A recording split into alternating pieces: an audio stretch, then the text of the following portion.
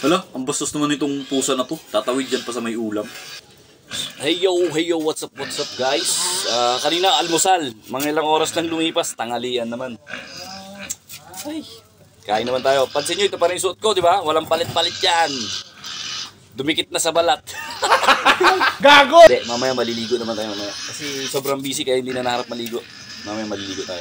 Kain muna tayo tanghalian, okay? Ulam tayo ng sinigang na ngos ba? And baka na nasa lata, nilagyan ng log eats. Okay? Gago! Tara, kain tayo. Yan, kasama ko si Nanay Doris. Nanay Doris. Ayun siya. Dalawa lang. Ay, pa kumain ni Tisoy. Yung nanay ko gumala.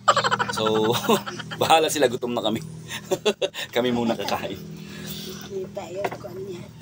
Tikman nga natin kung masarap to. Ako nagluto nitong ano eh. Wala. Hoy! Ay, teka yung ketchup. Kalimutan. Kailangan ng ketchup. Diba mga prito-prito mahilig ako sa may mga ketchup. Iwas tayo sa bagoong tsaka sa toyo. Kasi, alam nyo na, UTI, di ba? Hindi Pag totoo yan. Walang power.